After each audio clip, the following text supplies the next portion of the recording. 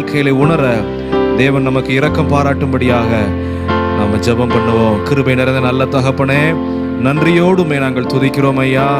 ஆண்டவரே, இந்த ஆராதனை நேரத்திற்காக உமக்கு ஸ்தோத்திரம். உம்முடைய தெய்வீக பிரசன்னம் எங்கள் மத்தியிலே எழுந்தருளி ஆண்டவரே, நாங்கள் உம்மை உயர்த்துகிற ஸ்தானத்திலே நீர் எங்களை சந்திக்க, ஆண்டவரே பலன்களை கொடுக்க, ஆண்டவரே எங்களுக்கு பாதைகளை காண்பிக்க உம்மை நாங்கள் வரவேற்கிறோம்.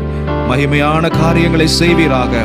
ஆண்டவரை கேட்க போகிற வசனம், நாங்கள் உம்மை உயர்த்த போகிற துதி எல்லாவற்றையும் கர்த்தர் சுகந்த வாசனையை அங்கீகரித்து அதை ஆசீர்வாதமாக்குவீராக. தடைகள் யாவையும் நீங்கி போக செய்து உம்முடைய நாமத்தை மகிமைப்படுத்துகிறதற்காக ஸ்தோத்திரம். இயேசுவின் நாமத்தில் ஜெபம் கேளும் பிதாவே, ஆமென் ஆமென். நாம் இருக்கிற இடங்களிலேயே நாம் பாடல்களை பாடி கர்த்தருடைய நாமத்தை நாம் உயர்த்துவோமாக. ஆண்டவர் நம்முடைய ஜெபத்தை கேட்டு கர்த்தர் இம்மட்டுமாக நம்மை ஜீவனோடு ஜெயத்தோடு கர்த்தர் நம்மை நடத்தி வந்திருக்கிறார். ஆண்டவருக்கு நன்றி செலுத்தி, ஆண்டவரே நீர் எங்கள் ஜெபத்தை கேட்டதற்காக நாங்கள் உம்மை ஸ்தோத்தரிக்கிறோம். எங்க வாழ்க்கையிலே நம்பிக்கையை மறுபடியுமாக துளிர்க்க பண்ணுகிறதற்காக உமக்கு ஸ்தோத்திரம் ஆண்டவரே. ஹல்லேலூயா. இயேசு ராஜனை ஸ்தோத்தரிப்பே, இந்த ஏழையின் ஜெபம் கேட்டார். இயேசு ராஜனை ஸ்தோத்தரிப்பே, இந்த ஏழையின் ஜெபம் கேட்டார். எந்த நேரமும் எப்போதுமே இயேசு எனக்கு ஒத்தாசை. எந்த நேரமும் எப்போதுமே இயேசு எனக்கு ஒத்தாசை. சொல்லொன்னா பாடுகள் சகிக்க சென்ற காலம் பலன் தந்தாரே. சொல்லொன்னா பாடுகள் சகிக்க சென்ற காலம் பலன் தந்தாரே. எந்த வாழ்நாடெல்லாம் தேவ சுத்தம் எல்லாம் என்னில் முற்றிலும் நிறைவேறுமே, என்னில் முற்றிலும் நிறைவேறுமே. எந்த வாழ்நாளெல்லாம் தேவ சித்தம் எல்லாம் என்னில் முற்றிலும் நிறைவேறுமே, என்னில் முற்றிலும் நிறைவேறுமே. இந்த நேரமும் எப்போதுமே இயேசு எனக்கு ஒத்தாசை. இந்த நேரமும் எப்போதுமே இயேசு எனக்கு ஒத்தாசை. சிறுமை பட்டோரின் நம்பிக்கை ஒரு போதும் கெட்டு போகாதே. சிறுமை பட்டோரின் நம்பிக்கை ஒரு போதும் கெட்டு போகாதே. தம்மை தேடுவோரை கர்த்தர் கைவிடாரே. தேவன் நமக்கு அடைக்கலமே, தேவன் நமக்கு அடைக்கலமே. தம்மை தேடுவோரை கர்த்தர் கைவிடாரே. தேவன் நமக்கு அடைக்கலமே, தேவன் நமக்கு அடைக்கலமே. எந்த நேரமும் எப்போதுமே இயேசு எனக்கு ஒத்தாசை. எந்த நேரமும் எப்போதுமே இயேசு எனக்கு ஒத்தாசை. இயேசு ராஜனை ஸ்தோத்தரிப்பே, இந்த ஏழையின் ஜெபம் கேட்டார். இயேசு ராஜனை ஸ்தோத்தரிப்பே, இந்த ஏழையின் ஜெபம் கேட்டார். இந்த நேரமும் எப்போதுமே இயேசு எனக்கு ஒத்தாசை. எந்த நேரமும் எப்போதுமே இயேசு எனக்கு ஒத்தாசை. கர்த்தர் நம்முடைய ஜெபத்தை கேட்டார் என்ற விசுவாசத்தோடு ஹalleluya. ஓ சிறுமைப்படுத்தப்பட்டிருந்த காலங்களிலே, ஓ ஹalleluya, நம்முடைய நம்பிக்கை கர்த்தராய் இருந்ததே. ஆண்டவருக்கு நாம் நன்றி செலுத்துவோமாக. ஆண்டவரே, நாங்கள் சிறுமைப்பட்ட காலங்களிலே எங்களுடைய நம்பிக்கை ஆண்டவரே வேற எந்த காரியங்களுக்கும் மனுஷர்களுக்கும் நேராய் திரும்பாமல் எங்களுடைய நம்பிக்கை எல்லாம் உண்மையிலேயே இருப்பதற்கு எங்களுக்கு கிருபை பாராட்டினரே. உமக்கு நாங்கள் நன்றி செலுத்துகிறோம். எங்கள் ஜெபத்தை கேட்டு எங்களுடைய எல்லா சிறுமையையும் பார்த்து கர்த்தாவே நீர் எங்களுக்கு இரட்டிப்பான நன்மைகளை தருகிறதற்காக எங்கள் நடுவே நீர் எழுந்தருளி இருக்கிறீரே. ஹalleluya, ஹalleluya, ஹalleluya. சிறுமைப்பட்ட ஜனங்களுக்காக, சிறுமைப்பட்டவர்களுடைய ஜெபத்தை ஆண்டவர் கேட்டு அவர்களுக்காக தேவன் எழுந்தருளுகிறார். அவர்களுக்காக எழுந்தருளி அவர்களை ஆசீர்வதிக்கிறார். அவர்களுடைய சிறுமையை எல்லாம் ஆண்டவர் மாற்றுகிறார். மனுஷராலே சிறுமைப்படுத்தப்பட்டிருக்கலாம், அல்லது மற்ற கிரியைகளினாலே சிறுமைப்படுத்தப்பட்டிருக்கலாம். தேவன் நம்முடைய ஜெபத்தை கேட்டு ஹalleluya, சிறுமைப்பட்டோருடைய நம்பிக்கையை மறுபடியுமாக துளிர்க்க பண்ணுகிறவர் நம் நடுவே அவர் எழுந்தருளுவாராக. ஹalleluya. தேவ சபையிலே தேவன் எழுந்தருளினார். தேவ சபையிலே தேவன் எழுந்தருளினார். பரிசுத்தரின் மத்தியிலே கைத்தட்டி நல்லா பாடுவோமா? நல்ல கரங்களை தட்டி பரிசுத்தரின் குடும்பத்தோடு சேர்ந்து பரன் இயேசு உலாவுகிறார். தேவ சபையிலே, தேவ சபையிலே ஹalleluya, தேவ சபையிலே தேவன் எழுந்தருளினார். ஆபத்து நாளில், ஆபத்து நாளில் அரணாம் கோட்டை நித்திய கன்மலையே. ஆபத்து நாளில், ஆபத்து நாளில் அரணாம் கோட்டை நித்திய கன்மலையே. யாக்கோபின் தேவன் நம்மடை கலமே. யாக்கோபின் தேவன் நம்மடை கலமே. தேவ சபையிலே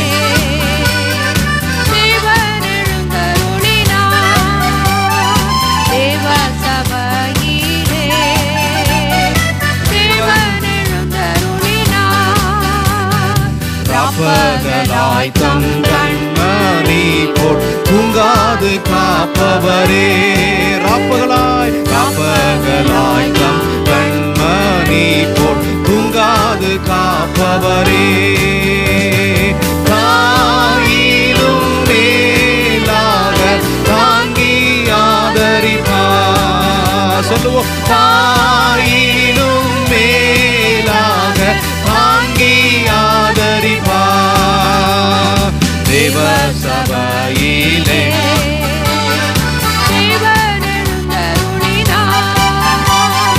தேவ சபையிலே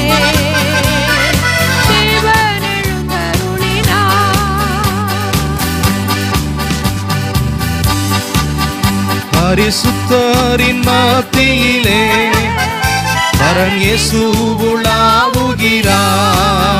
பரிசுத்தரின் மத்தியிலே பரன் இயேசு உலாவுகிறார். தேவ சபையிலே தேவன் தேவ சபையிலே தேவன் எழுந்தருளினார். சாத்தானின் கோட்டை தகர்த்தோழிய ஏகமாய் துதித்திடுவோம். சாத்தானின் கோட்டை தகர்த்தோழிய ஏகமாய் துதித்திடுவோம். சாத்தானை ஜெயித்த நம் இயேசு நமக்குண்டே.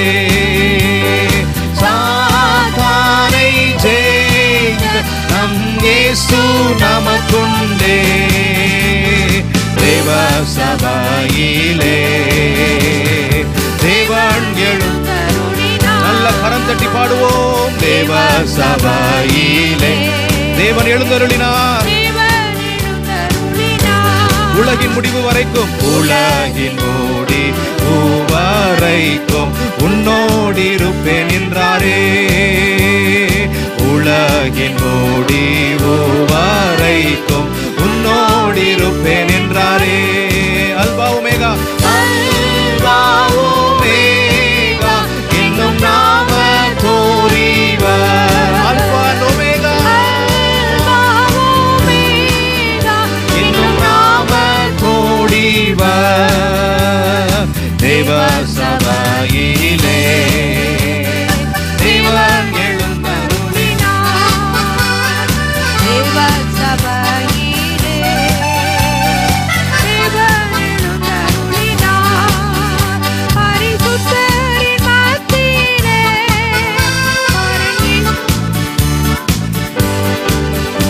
பரிசுத்தரின் மத்தியிலே பரன் இயேசு உலாவுகிறார்.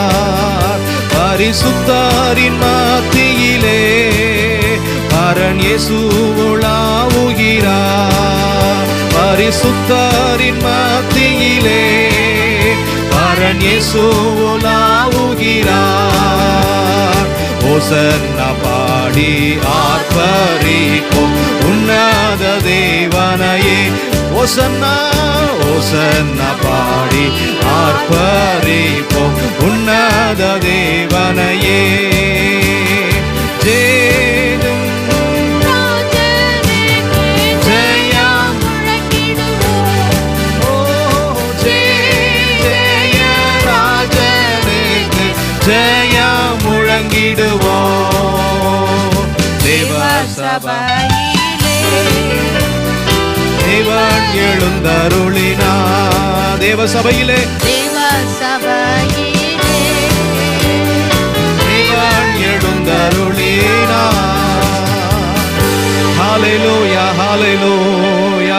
நம்மை ஆசீர்வதிக்கிறதற்காக நம் நடுவே எழுந்தருளுகிறவர். நல்லா ஸ்தோத்திரம் பண்ணுவோமாக. ஸ்தோத்திரம் பண்ணி கர்த்தரை துதிப்போமாக. ஹல்லேலூயா ஹல்லேலூயா ஹல்லேலூயா ஹல்லேலூயா. இவர் வாழ்க்கை நடுவே இருந்தால் அது போதுமானது. இவர் நம் நடுவே இருந்தால் அது நமக்கு அது போதுமானது. சிறுமைப்பட்ட எந்த வாழ்க்கையும் உயரத்திலே கொண்டு போகிறவர். ஓ சிறுமைப்படுத்தப்பட்ட எந்த வாழ்க்கையையும் மறுபடியுமாக எழும்ப பண்ணுகிறவர். பாவம் நம்மை சிறுமைப்படுத்தினாலும், ஓ வியாதிகள் சாபங்கள் நம்மை சிறுமைப்படுத்தினாலும், ஓ எல்லா சிறுமைகளுக்கும் மேலாக இந்த பரிசுத்த ஆவியானவர் நம்முடைய வாழ்க்கையிலே வரும் பொழுது நம்மை கழுகை போல செட்டைகளை அடித்து ஓ நம்மை உயரத்திலே எழும்ப பண்ணுகிறவர். ஹல்லேலூயா ஹல்லேலூயா ஹல்லேலூயா ஹல்லேலூயா. கழுகை போல என்னை எழும்ப செய்தீர், உயரங்களில் என்னை பறக்க செய்வீர். எல்லாரும் சொல்லுவோமா? கழுகை போல என்னை எழும்ப செய்தீர், உயரங்களில் என்னை பறக்க செய்தீர். கழுகை போல கழுகை போல என்னை எழும்ப செய்வீர், உயரங்களில் என்னை பறக்க செய்வீர்.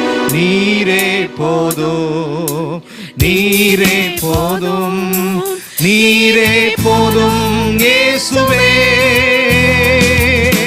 நீரே போதும் நீரே போதும் நீரே போதும் இயேசுவே, நீரே போதும் நீரே போதும் நீரே போதும் நீரே போதும் இயேசுவே. கழுகை போல கழுகை போல என்னை எழும்பச் செய்தீர், ஹல்லேலூயா, உயரங்களில் என்னை பறக்கச் செய்தீர். விசுவாசத்தோடு கழுகை போல என்னை எழும்ப செய்தீர், உயரங்களில் என்னை பறக்க செய்தீர். நீரே போதும் நீரே போதும் நீரே போதும் இயேசுவே, நீரே போதும் நீரே போதும் நீரே போதும் நீரே போதும் இயேசுவே. சிங்கத்தின் பிள்ளையாய், சிங்கத்தின் பிள்ளையாய் என்னை மாற்றினி, சாத்தானை ஜெயித்திடும் பலனளித்தீ, சிங்கத்தின் பிள்ளையாய் என்னை மாற்றி. நன்றி ஆண்டவரே. ஹல்லேலூயா. நீரே போதும், நீரே போதும், நீரே போதும், நீரே போதும் இயேசுவே, நீரே போதும், நீரே போதும், நீரே போதும் இயேசுவே, நீரே போதும், நீரே போதும். இவரை அண்டிக் கொள்ளுகிறவர்களுக்கு இவர் போதுமானவர், இவர் போதுமானவர். அப்படியே ஆண்டவரை பார்த்து சொல்லுவோமா, நீங்க போதும், நீங்க போதும், நீங்க போதும் ஐயா. உம்மை அண்டிக் கொள்ளுகிற எவர் மேலும் நீ கவனத்தோடு இருந்து அவர்களை உயர்த்துகிறவர். நாங்கள் சிங்கத்தின் பிள்ளைகளாய் இருக்கிறோம். ஓ நீர் போதும், நீரே போதும், நீரே போதும் இயேசுவே, நீரே போதும், நீரே போதும் இயேசுவே. ஓ ஹல்லேலூயா. ஓ ரிகஹத்துலமா சந்தலதுரமா, நீரே போதும் இயேசையா.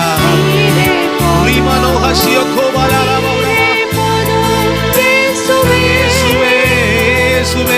நீரே போதும், நீரே போதும், நீரே போதும் இயேசுவே. ஹல்லேலூயா. ஓ ஹல்லேலூயா, ஹல்லேலூயா, ஹல்லேலூயா. அவர் நம்மை எழும்பச் செய்கிறவர். ஓ சோர்ந்து போன நேரங்களில் நம்மை மறுபடியும் பலன் கொடுத்து நம்மை நடக்க பண்ணுகிறவர். சோர்வின் பள்ளத்தாக்கிலே இருந்து நம்மை மறுபடியுமாக ஓ உயரமான சிகரங்களுக்கு நம்மை பறக்கும்படி செய்கிறவர். ஓ ரிகலஹதுரபா ரிபியத்தலபௌரபா, ரிமன சந்தலஹதுரபா ரிபியக்கபா ரிபரக்கபௌரபா. இந்த ஆண்டவர் நமக்கு செய்த காரியத்தை, ஓ சிறுமைப்பட்ட நம்பிக்கையை மறுபடியுமாக துளிர்க்க பண்ணுகிறவர். நெருக்கப்பட்ட வாழ்க்கைகளை விசாலத்திற்குள்ளே கொண்டு வருகிற வல்லமை உள்ள தேவனவர். ஹல்லேலூயா. சிறுமைப்பட்டவன் மேல் கண்ணோக்கமாக இருந்து அவனை விடுவிக்கிறவர். ஓ ரெட்டிப்பான நன்மைகளை கர்த்தர் கொடுத்து அவர்களை கனப்படுத்துகிற தேவன் நம்முடைய தேவன். ஹல்லேலூயா. வெட்கப்பட்ட தேசத்திலே கீர்த்தியும் புகழ்ச்சியும் ஆக்கினாரே. ஆண்டவருக்கு உள்ளத்தின் ஆழத்துல இருந்து, ஆண்டவரே சிறுமைப்பட்ட அதே இடத்துலயே எங்களை நீ தலை நிமிர்ந்து நிற்க பண்ணுகிறவர் ஐயா. நாங்க எந்த பகுதியில நாங்க சிறுமைப்படுத்தப்பட்டோமோ அந்த பகுதியில எங்களை கீர்த்தியும் புகழ்ச்சியுமாய் நீர் மாற்றுகிறவர்.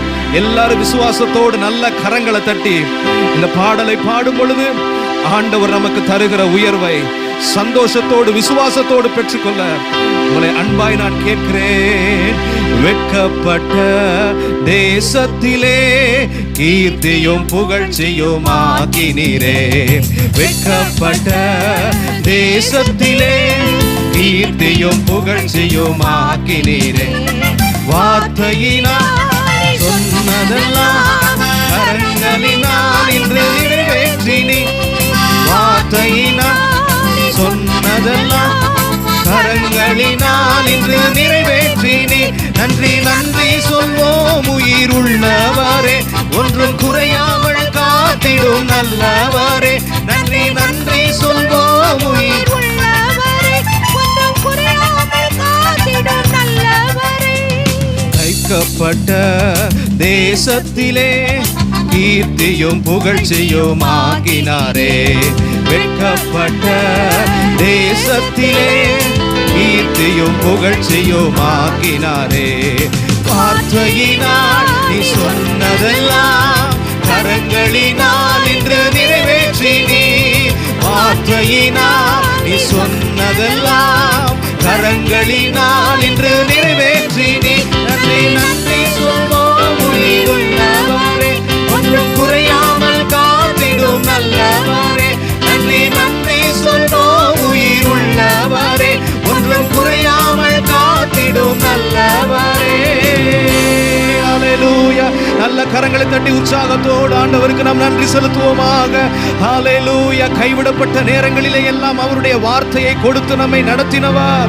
ஓ ஹல்லேலூயா. ரிகாஷிகலதுரபௌரபா ரிமன சந்தலதுரபௌரியந்துரபா நிகமௌரிமெனேயோ சகலதியாலலிரபோ ரிவன சந்தலதுரபௌரியாதுரமமௌரிமலதுலமா. ஹல்லேலூயா, ஹல்லேலூயா. நீர் வார்த்தையினால் சொன்ன எல்லாவற்றையும் கரங்களினால் நீர் நிறைவேற்றி முடிக்கிறவர். ஆண்டவரே, சத்ரு உங்களை மேற்கொள்ள முடியாது, ஆனாலும் அவர்கள் உன்னை மேற்கொள்ள மாட்டார்கள் என்ற வார்த்தை எங்களுக்கு தந்தீரே. தகப்பனே, நாங்கள் நன்றியோடு உம்மை துதிக்கிறோம். நீர் வார்த்தையினாலே சொன்ன எல்லாவற்றையும் கரங்களினாலே நீர் நிறைவேற்றி வருகிறீர். இன்னமும் அவைகளை செய்து முடிப்பீர் ஆண்டவரே. ஹல்லேலூயா, ஹல்லேலூயா, ஹல்லேலூயா. நம்ம தொடர்ந்து நம்ம ஜெபம் பண்ணுவோம்.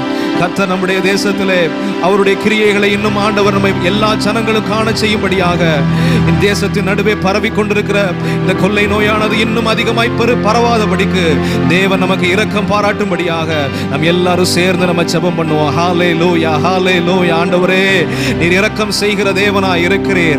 ஆண்டவரே, நன்மைகளின் தேவனாக இருக்கிறீர், சுகத்தின் தேவனாய் இருக்கிறீர். ஆண்டவரே, ஒரு அற்புதம் நடக்கட்டும் என்று நாங்கள் ஜெபம் பண்ணுகிறோம். தேவன் ஒரு அற்புதத்தை செய்வீராக.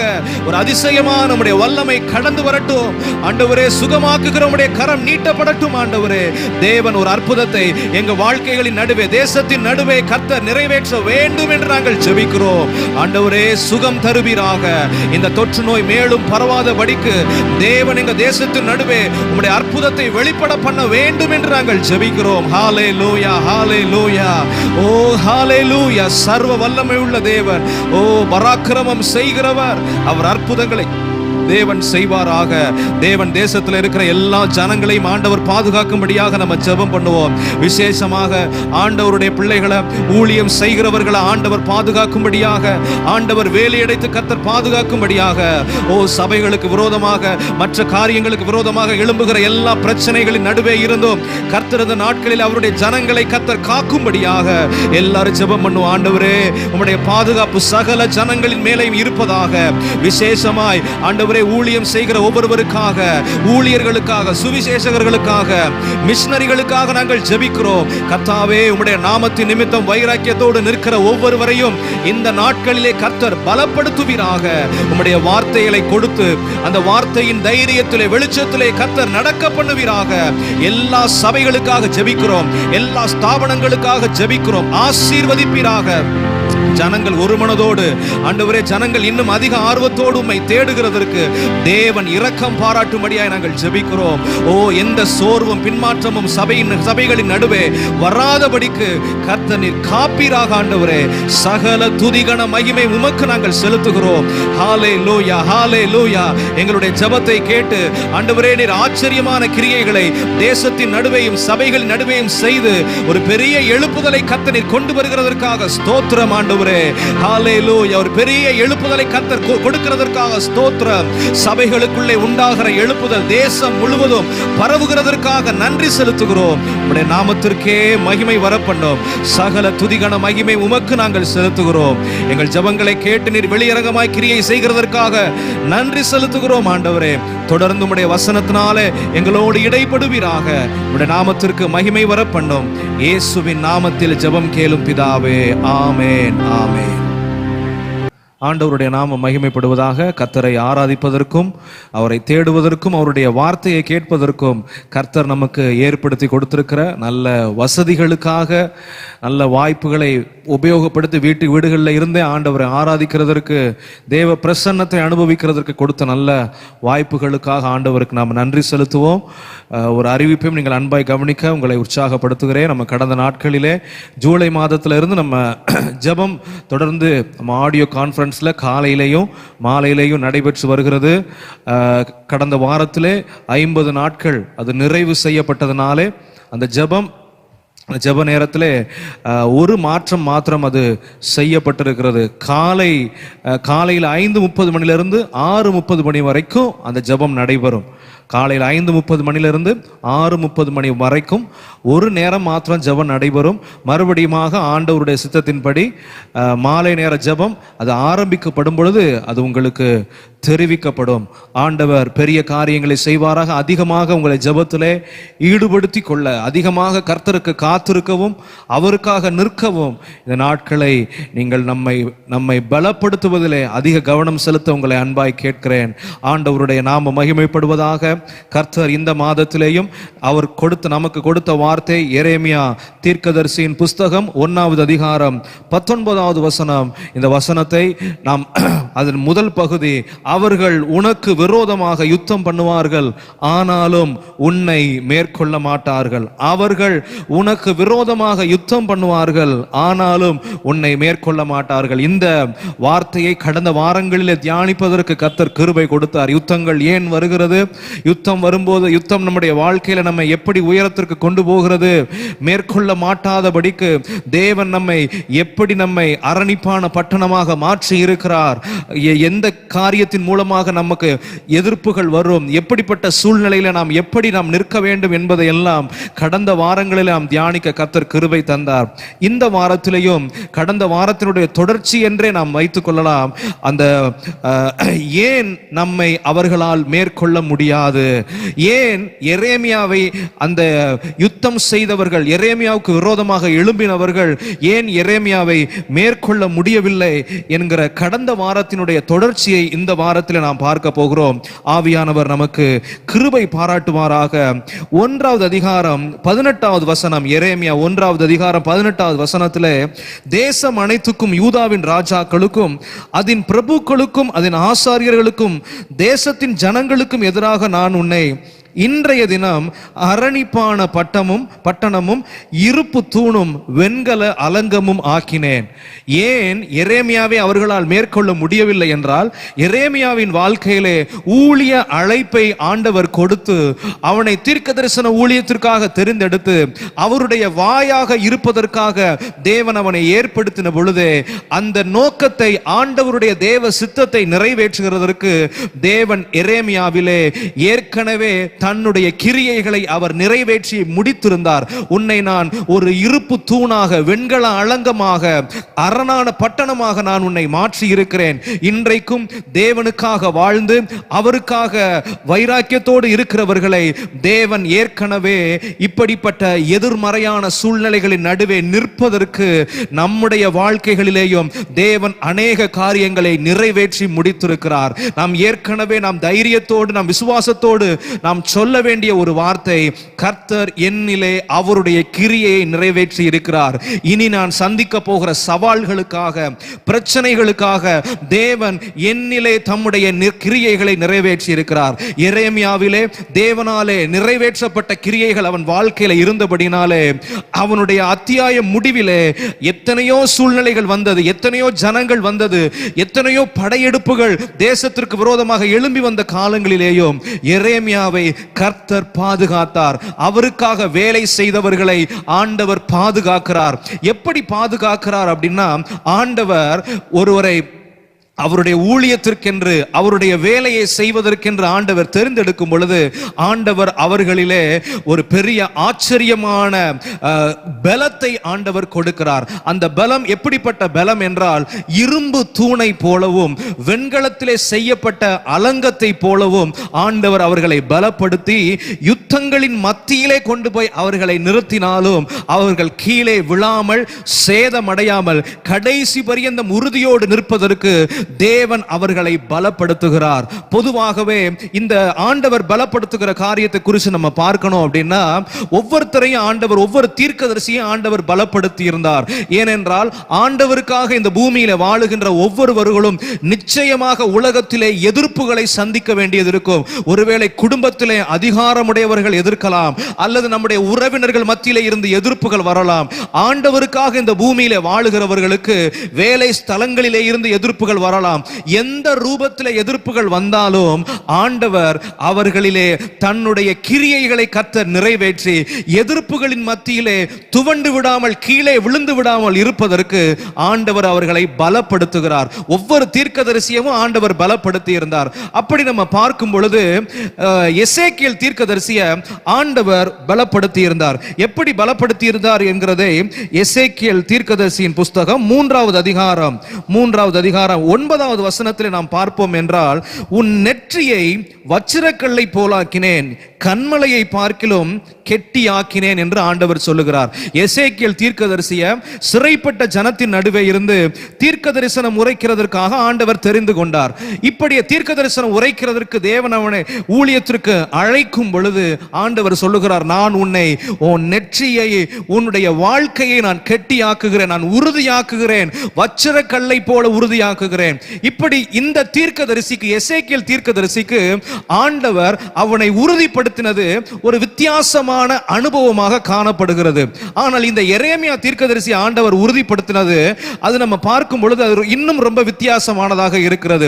ஒரு தூணாக, இரும்பு தூணாக, வெண்கல அலங்கமாக அவனை உறுதிப்படுத்துகிறார். தம்முடைய பலத்தை ஆண்டவர் அவனுக்கு அப்படிப்பட்ட ரூபத்திலே ஆண்டவர் அவனுக்கு கொடுக்கிறார். பொதுவாக தூண்கள் அப்படின்னு சொல்லும்போது ஒரு கட்டிடத்தை அது முழுவதுமாக தாங்கி பிடிக்கிறதற்காக அஸ்திவாரத்திலே இருந்து, பூமியில இருந்து எழுப்பப்படுகிற காரியம். தனக்கு மேலே எவ்வளவு பாரங்களை சுமத்தினாலும் அந்த பாரம் முழுவதையும் தாங்கி நிற்கிறதற்குரிய பலனை அந்த தூணிலே அவர்கள், அதை வடிவமைக்கிறவர்கள், கட்டுகிறவர்கள், அதிலே அதற்குரிய பலனை, அதற்குரிய பாரத்தை தாங்குகிற பலனை அதற்கு கொடுத்திருப்பார்கள். இந்த தூணை தாங்குகிற வீட்டை தாங்குகிற அந்த தூணை குறித்து நம்ம பார்க்கணும் அப்படின்னா, நம்ம நியாயாதிபதிகள் 16வது அதிகாரம் 29வது வசனத்துல வேதாகம படி இந்த தூண்களுக்கு இருக்க முக்கியத்துவம் என்ன என்பதை நியாயாதிபதிகள் 16வது அதிகாரம் 29வது வசனத்துல பார்த்தோம்னா, சிம்சோனுடைய கடைசி காலத்துல 29வது வசனம், சிம்சோன் அந்த வீட்டை தாங்கி நிற்கிற 2 நடு தூண்களில், 2 தூண்களில அந்த வீட்டை தாங்கி நிற்கிற தூண்கள். அப்ப தூண்கள் அப்படின்னா ஒரு வீட்டை தாங்கி நிற்கும், ஒரு தலைமுறையை தாங்கி நிற்கிற தூண்கள், ஆலயத்தில் ஊழியத்தை தாங்கி நிற்கிற தூண்கள். அப்பொழுது இந்த தூண்கள் என்றால் அது எவ்வளவு பாரத்தை சுமத்தினாலும், அது எவ்வளவு ஆத்ம பாரத்தை சுமத்தினாலும் சரி, இல்ல மற்ற ஜனங்களுக்காக ஜெபிக்க வேண்டிய பாரமான காரியங்களை சுமத்தினாலும் சரி, அது முறிந்து விடாமல் கடைசி வரையும் உறுதியாய் நிற்கிறதற்கு அடையாளமாக சொல்லப்படுகிறது இந்த தூண்கள். இந்த தூண்களை எளிதாக யாரும் அசைத்து விட முடியாது. இந்த தூண்களை நினைத்த இடத்துல யாரும் அசைத்து விட முடியாது. அது ஆண்டவர் எந்த இடத்துல அதை நிறுவி இருக்கிறாரோ, ஆண்டவர் எந்த இடத்திலே அதை உறுதிப்படுத்தி இருக்கிறாரோ, அது கடைசி வரையும் அந்த இடத்துல இருக்க வேண்டும் என்ற அடையாளத்தில் ஆண்டவர் தூணாக ஆண்டவர் மாற்றுகிறார். இந்த தூண்கள் எளிதாக கீழே தள்ளப்பட முடியாது. நீங்க சிம்சோனுடைய சம்பவத்தை நம்ம பார்க்கும் பொழுது, சிம்சோன் அந்த தூண்களை அசைத்து அந்த வீட்டை கீழே தள்ளுகிறதற்கு முன்பதாக அவன் தேவனை நோக்கி விண்ணப்பம் பண்ணுகிறான். தேவன் அவனை நினைத்தருளினார். தேவன் அவனை நினைத்தருளினதினாலே அந்த தூண்கள் அசைக்கப்பட்டது. அதனுடைய அர்த்தம் என்னவென்றால், தூண்கள் அசைக்கப்படுவதற்கு ஆண்டவர் அனுமதி கொடுத்தால் மாத்திரமே அசைக்கப்படும். எரேமியா உறுதியோடு நின்றதற்கு காரணம், இந்த தூண் அசைக்கப்படக்கூடாது என்பதிலே கர்த்தர் கவனத்தோடு இருந்தபடியினாலே எத்தனை எதிர்ப்புகள் அவனுக்கு விரோதமாக வந்தாலும் அந்த தூண் அசையாதபடிக்கு, அந்த தூண் நிலைத்து நிற்கும்படி தேவன் கட்டளை கொடுத்திருந்தார். அவர் கட்டளை கொடுத்திருக்கிற காரியத்தை ஒருவரும் மாற்ற முடியாது. அவர் எந்த காரியத்தை குறித்து கட்டளை கொடுக்கிறாரோ அது உறுதியோடு நிற்கப்பட வேண்டும். இந்த சகோதரன் உறுதியோடு நிற்கப்பட வேண்டும், இந்த சகோதரி உறுதியோடு நிற்கப்பட வேண்டும் என்று தேவன் கட்டளை கொடுப்பார் என்றால் நிச்சயமாக அது அப்படியே ஆகும். அந்த தூண் அசைக்கப்பட முடியாது. பாரத்தை சுமந்து கொண்டிருக்கிறது. கடைசி வரைக்கும் ஜெயமாக பாரத்தை சுமந்து தீர்க்கும். ஆண்டவருடைய நாமம் மகிமைப்படுவதாக. ஆண்டவர் ஒப்பு கொடுக்காம தூண்கள் கீழே விழாது. நம்முடைய வாழ்க்கையும் விழாமல் உறுதியோடு நிற்கிறது என்றால் ஆண்டவர் இதுவரைக்கும் நம்மை சத்துருக்களின் கையிலே ஒப்பு கொடுக்காமல், நமக்கு விரோதமாக யுத்தம் பண்ணுகிற ஜனத்தின் கைகளிலே நம்மை ஒப்பு கொடுக்காமல் இருக்கிறதுனாலே, அவருடைய கிருபையினாலே ஒரு தூணை போல நம்முடைய குடும்பத்தை ஜெபத்திலே தாங்குகிறதற்கும், இந்த ஊழியத்தை ஜெபத்திலே தாங்குகிறதற்கும் ஆண்டவர் நமக்கு கிருபை பாராட்டி இருக்கிறார். ஆண்டவருடைய நாமம் மகிமைப்படுவதாக. அதற்கடுத்ததாக அலங்கம், வெண்கல அலங்கத்தில் முதலாவது அலங்கத்தை மாத்திரம் நான் காண்பிக்கிறேன். அலங்கம் என்றால் வேதாகமத்தின்படி பார்க்கும் பொழுது அது ஏதோ சுவர் என்ற நிலைமையில இல்லாமல், அந்த அலங்கம் அது மதிர் சுவரை குறிக்கிற காரியம், அதாவது காம்பவுண்ட் வாலை குறிக்கிற ஒரு காரியம். அந்த அலங்கம் என்று சொல்லி வரும்போது முதலாவது ஒரு பட்டணத்தை சுற்றிலும் அலங்கம் கட்டியிருப்பார்கள், ஒரு மதிர் சுவர் கட்டியிருப்பாங்க. இப்ப உதாரணத்துக்கு அதற்கு விரோதமாக யுத்தம் பண்ணுகிறதற்கு ஜனங்கள் வருகிறார்கள், அதற்கு விரோதமாக இன்னொரு தேசத்தார் வருகிறார்கள் என்றால் முதலாவது தாக்கப்படுகின்ற காரியம் இந்த அலங்கம் தான் தாக்கப்படும். ஒரு பட்டணம் தாக்கப்படுகிறதற்கு முன்பதாக, அதற்குள்ளே ஜனங்கள் எல்லாம் சிறையாக பிடிக்கப்படுகிறதற்கு முன்பதாக, அதிலுள்ளே பொக்கிஷங்கள் எல்லாம் அது எதிரிகளினாலே கவர்ந்து கொள்ளப்படுகிறதற்கு முன்பதாக ஃபர்ஸ்ட் தாக்குதல் எதுல நடக்கும் அப்படின்னா அலங்கத்துல நடக்கும். அப்ப அந்த அலங்கம் உறுதியாக இருக்கும் என்றால் அது எல்லா தாக்குதல்களையும் எதிர்கொண்டு நிற்கும். அந்த அலங்கத்திலே எந்த உடைப்பும் ஏற்படாத அளவுக்கு, திறப்பும் ஏற்படாத அளவுக்கு அது உறுதியாக நிற்கும் என்றால் தனக்குள்ளே இருக்கிற எல்லா பொக்கிஷங்களும், ஜனங்களும், தரிசனங்களும் அது பாதுகாக்கப்படும். ஆண்டவருடைய நாமம் மகிமைப்படுவதாக.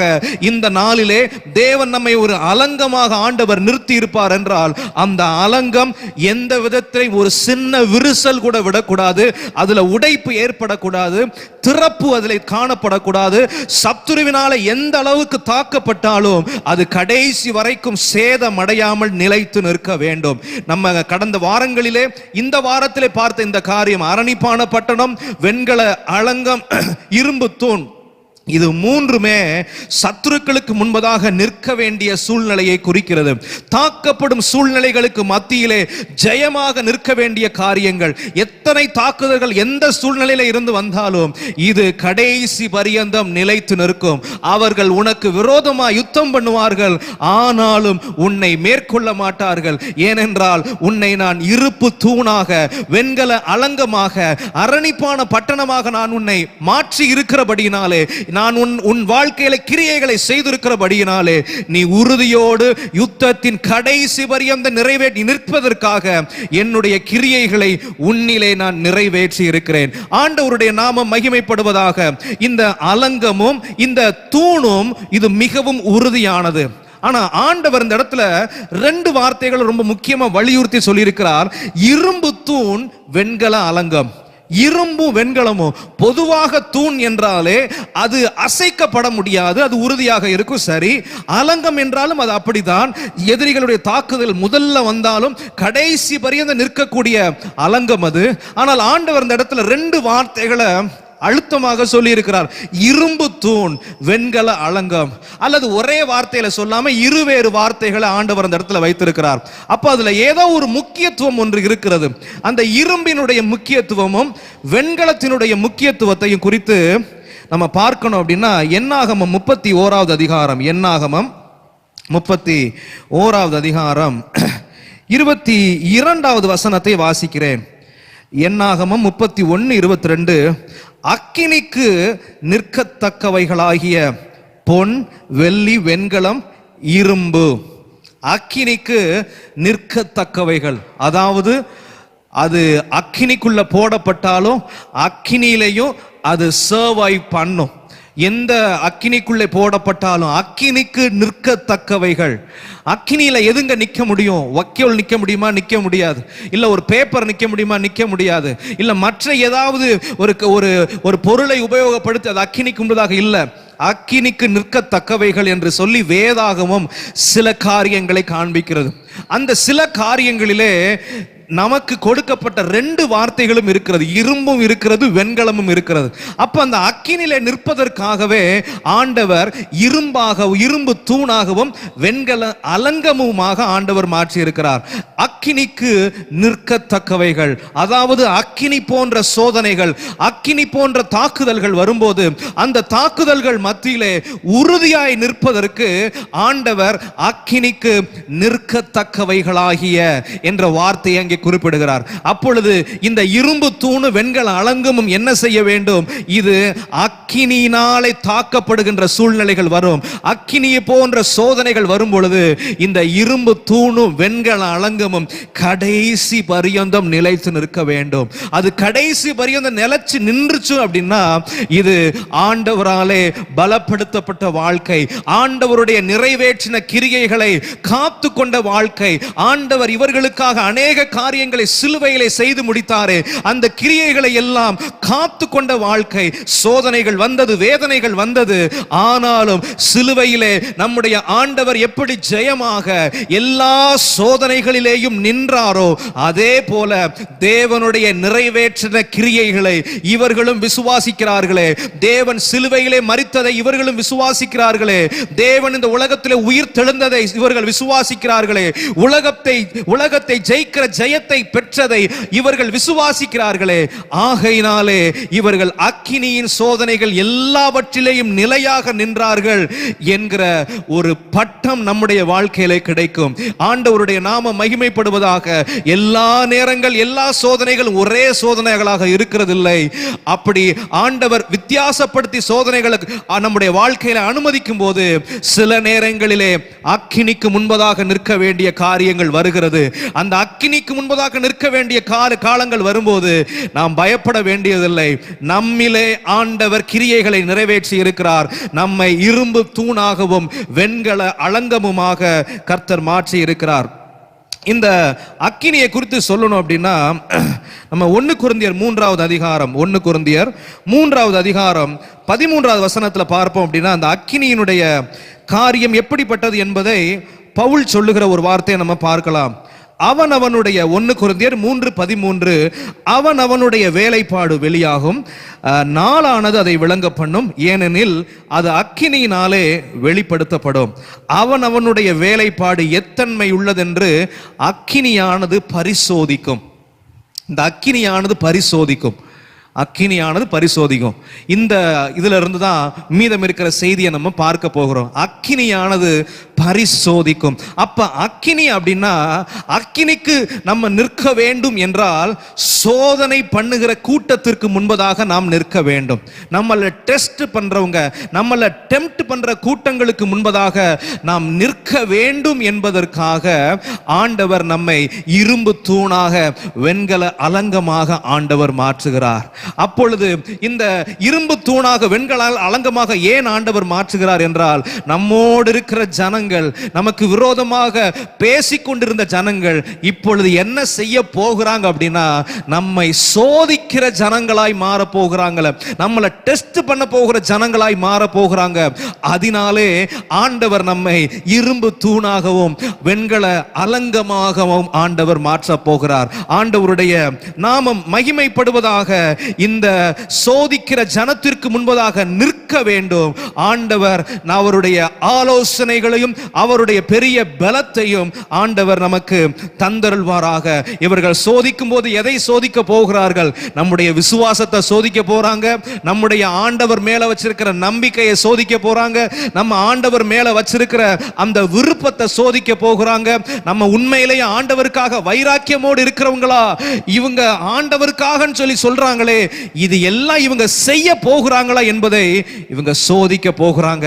இந்த சோதனையின் முடிவிலே நாம கடைசி வரைக்கும் நம்ம நிற்க வேண்டும் என்றால், சக ஜனங்களாலே, நமக்கு விரோதமான மனிதர்களாலே நாம் சோதிக்கப்படும் பொழுது நாம் கடைசி வரைக்கும் நிக்கணும்னா ஆண்டவராலே நாம் இரும்பு தூணாகவும் வெண்கல அலங்கமாகவும் நாம் மாற்றப்பட்டிருக்க வேண்டும்.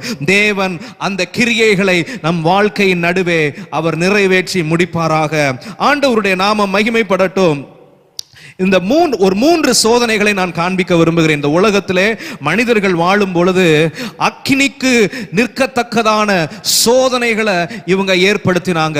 அக்கினிக்கு நிற்கத்தக்கதான சூழ்நிலைகளை மனிதர்களே ஏற்படுத்தினாங்க, அல்லது சத்துரு இவர்களை பயன்படுத்தினான் என்று சொல்லலாம். ஆனால் இவர்கள் கடைசி பரியந்தம் இந்த சோதனைகளிலே நிற்பதற்கு ஆண்டவர் கிருபை தந்தார். ஆண்டவருடைய நாம மகிமைப்படட்டும். எஸ்தரின் சரித்திர புஸ்தகம் 3வது அதிகாரம், எஸ்தருடைய சரித்திர புஸ்தகம் 3வது அதிகாரம் 4வது வசனத்தை நான் வாசிக்கிறேன். எஸ்தரின் புஸ்தகம் 3வது அதிகாரம் 4வது வசனத்துல, இப்படி அவர்கள் நாளுக்கு நாள் அவனுடனே சொல்லியும் அவன் தங்களுக்கு செவி கொடாத போது தான் யூதன் என்று அவர்களுக்கு அறிவித்திருந்தபடியால் மொர்தெகாயின் சொற்கள் நிலை நிற்குமோ என்று பார்க்கிறதற்கு அதை ஆமானுக்கு அறிவித்தார்கள். மொர்தெகாயின் சொற்கள் சொல்றது நிலை நிற்குமோ? மொர்தெகாய் அப்படி என்ன சொல்லி இருந்தார்? ஆமான் என்கிற அரசு அதிகாரி, ராஜாவினாலே உயர்த்தப்பட்ட அதிகாரி.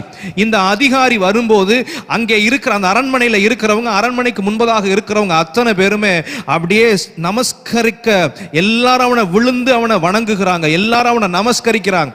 ஆனா மொர்தெகாய் தான் ஒரு யூதனாக இருக்கிறபடினாலே, ஆண்டவரை தவிர மனுஷனை வணங்கக்கூடாது என்ற கட்டளை அவன் பெற்றிருந்தபடினாலே, ஆண்டவர் மேல பக்தி வைராக்கியத்தோடு இருக்கிறேன் என்பதை காண்பிக்கிறதற்காக ஆமானுக்கு முன்னாடி இவன் விழுந்து வணங்கல, நமஸ்கரிக்கவும் இல்லை. 2வது வசனத்துல இது போடப்பட்டிருக்கிறது.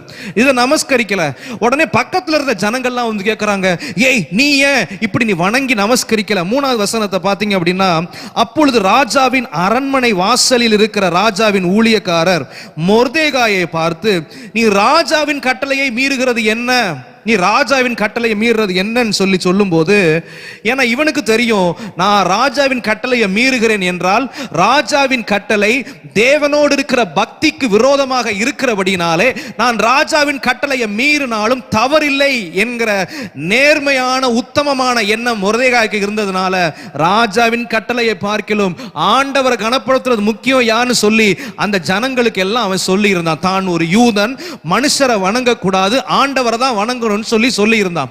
இப்ப அந்த ஜனங்கள் எல்லாம் சோதிக்கிறதுக்காக என்ன செய்தாங்க அப்படின்னா, இவங்க நேரா போய் ஆமான்ட்ட போய் சொல்றாங்க, இந்த மாதிரி ஒரு மொர்தெகாய் உங்களை வணங்க மாட்டேன்னு சொல்றான், ஏன்னா அவன் யூதனா, அதனால உங்களுக்கு அவன் மரியாதை செலுத்த மாட்டேன் என்று அவன் சொல்லுகிறான். அவங்க சொன்னதினுடைய நோக்கம் என்ன அப்படின்னா, மொர்தெகாயின் சொற்கள் நிலை நிற்குமோ என்று பார்க்கிறதற்காக, சோதிக்கிறதற்காக சொன்னாங்க. மொர்தெகாயின் சொற்கள் நிலை நிற்குமோ டெஸ்ட் பண்றாங்க. மொர்தெகாய் சொன்ன வார்த்தை ரொம்ப பெரிய வார்த்தையா, அது இவங்க ஆண்டவர் மேல வச்சிருக்கிற பக்தி ரொம்ப பெருசா, சோதிச்சு பார்க்கறாங்க, டெஸ்ட் பண்ணி பார்க்கறாங்க. இந்த சோதிப்பதற்காக ஜனங்கள் ஆமான்ட்ட போய் சொன்னான் பாருங்க. சொன்னதுக்கு அப்புறம் அந்த ஜனத்திற்கு ஒரு பெரிய உபத்திரவம் வந்தது. இந்த ஜனங்கள் சோதிப்பதற்காக ஒரு சில வார்த்தைகளை ஆமானிடத்தில் சொன்னதற்கு அப்புறம் தேவ ஜனங்களுக்கு பெரிய உபத்திரவம் வந்தது. ஒருவேளை இன்றைக்கும் நம்முடைய தேசத்திலேயும் கூட அப்படிப்பட்ட சூழ்நிலைகள் எழும்பலாம். ஒரு மனுஷனிடத்திலே போய் ஒரு மனுஷனுடைய வைராக்கியத்தை குறித்து சொல்லும் போது, அப்படியா அந்த கிறிஸ்தவர்கள் எல்லாரும் அப்படிப்பட்டவர்களோ, இதையும் நான் சோதித்து பார்க்கட்டும், இந்த வார்த்தைகள் நிலை நிற்குமோ என்பதை சோதித்து பார்க்கட்டும் என்று சொல்லி, ஒருவேளை நமக்கு எதிராகவும் கூட உபத்திரவங்கள் நியமிக்கப்படலாம். நாம் அந்த சூழ்நிலையில நிலை நிற்பதற்காகவே மொர்தெகாயை, அந்த யூத ஜனங்களை ஆண்டவர் எப்படி பலப்படுத்தினாரோ, அந்த உபத்திரவத்தின் காலத்திலேயும் ஆண்டவர் உறுதியோடு தேடினார்களே, உபத்திரவ காலத்திலேயும் உபவாசித்தார்களே, உபவாசித்து காரியத்தை தேவன் மாறுதலாய் முடிய பண்ணினார். அதே சூழ்நிலையிலே ஒருவேளை நமக்கும் வருகின்ற நாட்கள் எப்படிப்பட்டதாக இருக்குமோ நாம் அறியோம். ஆனால் உபத்திரவத்தின் மத்தியிலே உறுதியாக நிற்பதற்கு நாம் தேவனால் பலப்படுத்தப்பட வேண்டும். நம்மை சோதிக்கிறதற்காக, நம்முடைய விசுவாசம், நம்முடைய பக்தி சோதிக்கிறதற்காக சில கூட்டத்தார் இப்படிப்பட்ட வேலையை அவங்க செய்வாங்க. இப்படிப்பட்ட நபர்கள் அந்த காரியங்களை செய்யும் பொழுது நம்ம கடைசி பரியந்தம் நிலை நிற்பதற்கு தேவன் நமக்கு கிருபை தருவார். அவர் நம்மிலே இப்பொழுது நிறைவேற்றி முடிக்கிற கிரியைகள் இந்த தற்காலத்திலேயும் வருகின்ற காலத்திலேயும் ஜெயமாய் நிற்பதற்கு ஆண்டவர் நமக்கு உதவி செய்வார். மொர்தெகாயின் வார்த்தைகள் நிலை நிற்குமோ என்கிறத டெஸ்ட் பண்ணாங்க இந்த ஜனங்கள். கர்த்தர் அதில் ஒரு பெரிய ஜெயத்தை ஆண்டவர் யூத ஜனங்களுக்கு கொடுத்தார் என்பதை நாம் அறிந்திருக்கிறோம். இரண்டாவது காரியம், லூக்கா எழுதின சுவிசேஷம் 20வது அதிகாரம் 23வது வசனம். லூக்கா எழுதின சுவிசேஷம் 20வது அதிகாரம் 22, 23 வசனங்கள். இந்த வசனங்கள் இயேசுவுக்கு விரோதமாக வந்த சோதனைகள். லூக்கா எழுதின சுவிசேஷம் 20வது அதிகாரம் 22, 23.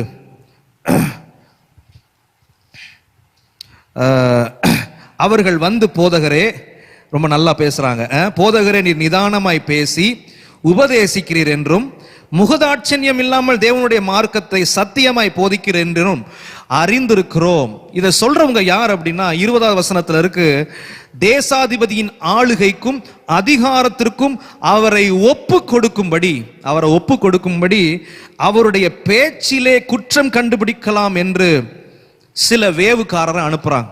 இன்னைக்கு ரொம்ப நம்ம ஜாக்கிரதையாக இருக்கணும். அக்கினியின் சோதனையிலே கர்த்தர் நம்மை இரும்பு தூணும் வெண்கல அலங்கமாக மாற்றுகிறார் என்றால் நம்ம அந்த அக்கினியின் சோதனைக்கு நம்ம எப்படி நம்ம தப்புவிக்கப்படணும் அப்படின்னா நம்முடைய பேச்சிலே ஜாக்கிரதை உள்ளவர்களாக, இயேசு பேசினது போல ஞானத்தோடும் கிருபை பொருந்தி அவருடைய வார்த்தைகள் எப்படி வெளிப்பட்டதோ அதே போல நாமும் பேசும்போது இந்த அக்கினியின் சோதனைகளிலே நாம் இரும்பு தூணாகவும் வெண்கல அலங்கமாகவும் கடைசி பரியந்தம் நிற்க கிருபை தருவார். இந்த வேவுக்காரர் வந்து அவரை பேச்சிலே அகப்படுத்தலாம் என்று இவங்களை அப்படியே தேசாதிபதியின் ஆளுகைக்கு ஒப்பு கொடுத்துருவோம் சொல்லி சில வேவுக்காரர் அனுப்புறாங்க. இவங்க வந்து எல்லாமே பிளான் பண்ணி ஒரு முக்கியமான இஷ்யூவை பேசுறாங்க. என்ன இஷ்யூ? ராயனுக்கு வரி கொடுக்கிறது சரியா தவறா எங்களுக்கு சொல்லணும். ஏன்னா நம்முடைய உபதேசத்தின் முறைமையின்படி, நம்முடைய பழைய ஏற்பாட்டு நியாயப்பிரமாணத்தின்படி நம்ம ஆண்டவருக்கு தான் தசமமாக காணிக்கையை செலுத்தணுமே தவிர நம்ம மற்ற மனுஷருக்கு நம்ம கொடுக்க வேண்டியதில்லை என்பது பழைய ஏற்பாட்டில் இருக்கிற காரியம். ஆனா இந்த இடத்துல இவங்க வந்து தந்திரமா கேட்கிறாங்க. ஏன்னா ராயன் என்றால் இவர்களுடைய முறைமைகளுக்கு எல்லாம் எதிர்த்து நிற்கிறவர்கள். அவர்கள் புறஜாதியினுடைய ஆளுகை கீழே இருக்கும்போது அவங்களுக்கு வரி கொடுக்கலாமா? இவர் சரின்னு சொன்னார்னா இப்படி சொல்லணுமே, இப்படி ஒரு பதில் சொன்னார்னா இப்படி சொல்லணுமேன்னு சொல்லி இவங்க எல்லாம் பிளான் பண்ணி வந்து நிக்கிறாங்க. ஆண்டவர் அவங்க கிட்ட ரொம்ப அருமையா பேசுறாரு. 23வது வசனத்துல அவர்களுடைய தந்திரத்தை அவர் அறிந்து, நீங்கள் என்னை ஏன் சோதிக்கிறீர்கள்? டெஸ்ட் பண்றீங்க. ஏன் என்னை டெஸ்ட் பண்றீங்க? அவங்களுடைய தந்திரத்தை அறிந்து. இன்னைக்கு நம்மளை அக்கினி போன்ற சோதனைகளுக்குள்ள கொண்டு போகிற ஜனங்கள் எப்படிப்பட்ட ஜனங்கள் அப்படின்னா தந்திரம் உள்ளவர்கள். மொர்தெகாய்க்கு விரோதமாக எழும்பின ஜனங்கள் தந்திரம் உள்ளவர்கள். இவனுடைய சொற்கள், இவங்க பேதையராய் இருந்து தெரியாம சொல்லி, இல்ல பேதையெல்லாம் கிடையாதுங்க. அவங்க நமக்கு விரோதமாக நம்மை அக்கினிக்கு முன்பதாக நிற்கத்தக்க சோதனையில கொண்டு போய் சிக்க வைக்கிறவங்க பேதையர்லாம் கிடையாது. நல்லா தெளிவா பிளான் பண்ணி ரொம்ப நாள் ஒர்க் அவுட் பண்ணி ஒரு சிலர் நல்ல கூட்டம் கூடி அவங்க தெளிவா செய்யற காரியம் தான் இந்த காரியம். இவங்களை எப்படியாவது சிக்க வைக்கணும், இவங்களை எப்படியாவது அத்தாரிட்டிஸ்ட கொண்டு போய் இவங்க கைகளில் ஒப்பு கொடுத்துடணும், இவங்களை எப்படியாவது குறிப்பிட்ட சட்டத்துக்குள்ள கொண்டு வந்துடணும்னு சொல்லி ரொம்ப நாள் தெளிவா ஒர்க் அவுட் பண்றவங்க, தந்திரம் உள்ளவங்க. ஆண்டவர் சொல்றார், ஏன் என்னை சோதிக்கிறீர்கள்? ஆண்டவர் ஒரு நல்ல பதிலை கொடுக்கிறார். ராயனுக்கும் தேவனுடைய தேவனுக்கும் கொடுங்கள்னு சொல்லும்போது எல்லாம் ஆச்சரியப்பட்டு மௌனமா இருந்தாங்க. அதுக்கப்புறம் வாயை திறக்கல. இன்றைக்கு இரண்டாவது சோதனை. மூன்றாவது சோதனை தானியேலின் தீர்க்கதரிசன புஸ்தகம். தானியேலின் தீர்க்கதரிசன புஸ்தகம் 3வது அதிகாரம்.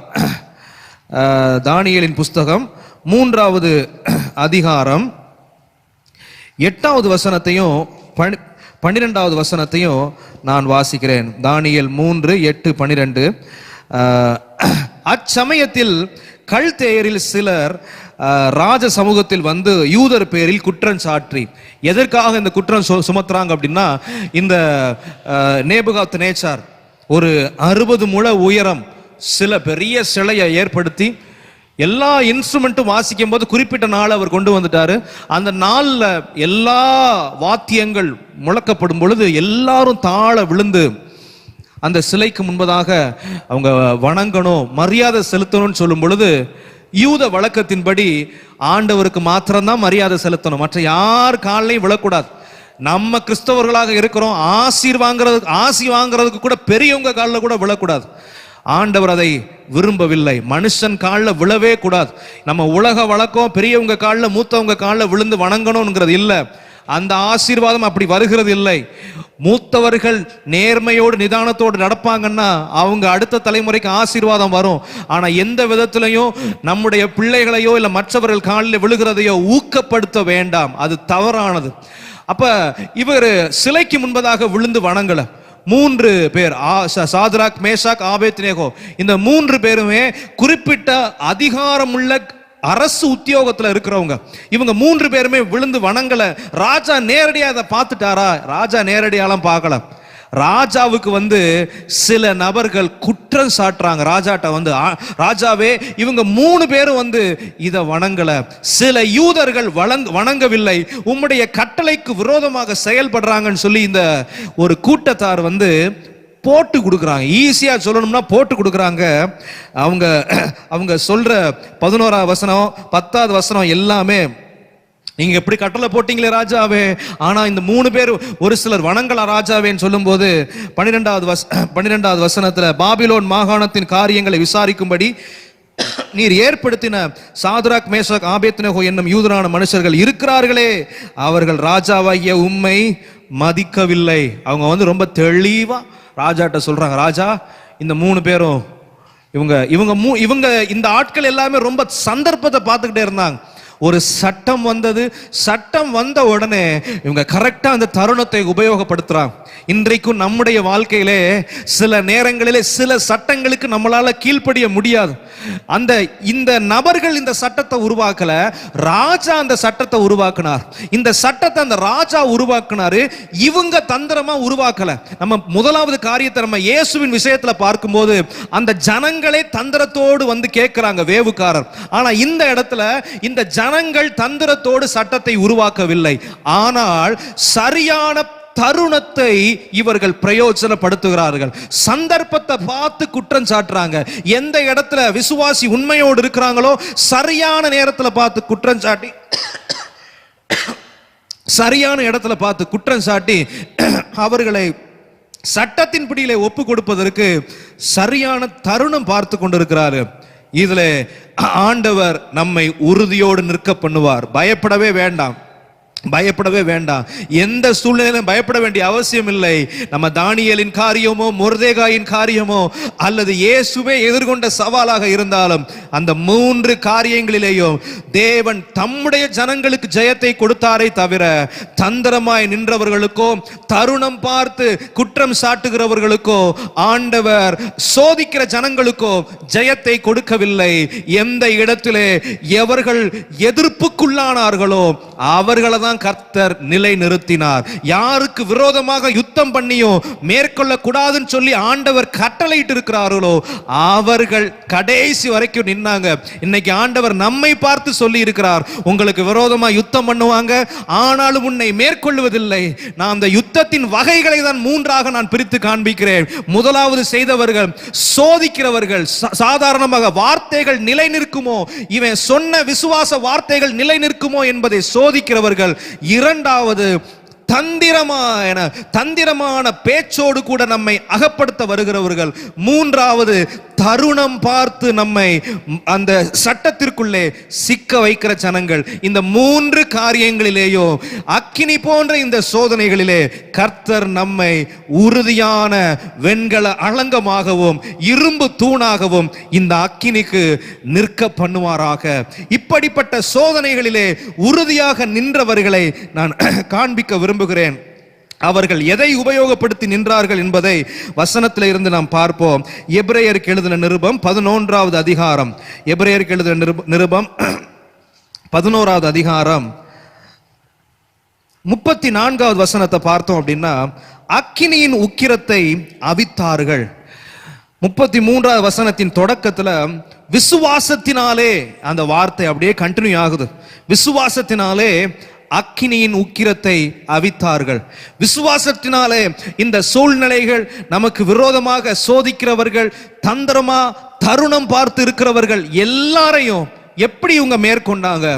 விசுவாசத்தினாலே அவர்கள் மேற்கொண்டார்கள். இந்த விசுவாசத்தை குறித்து சொல்லும் போது பவுல் எபேசியருக்கு எழுதின நிருபத்துல 6வது அதிகாரம் 12வது வசனத்துல, மன்னிக்கணும், 6வது அதிகாரம் 16வது வசனத்துல அவர் சொல்லுகிற ஒரு வார்த்தை, பொல்லாங்கன் எய்யும் அக்கினி ஆஸ்திரங்களை எல்லாம் அவித்து போடத்தக்கதாய் எல்லாவற்றிற்கும் மேலாக விசுவாசம் என்னும் கேடகத்தை பிடித்து கொண்டவர்களாயும் நில்லுங்கள்.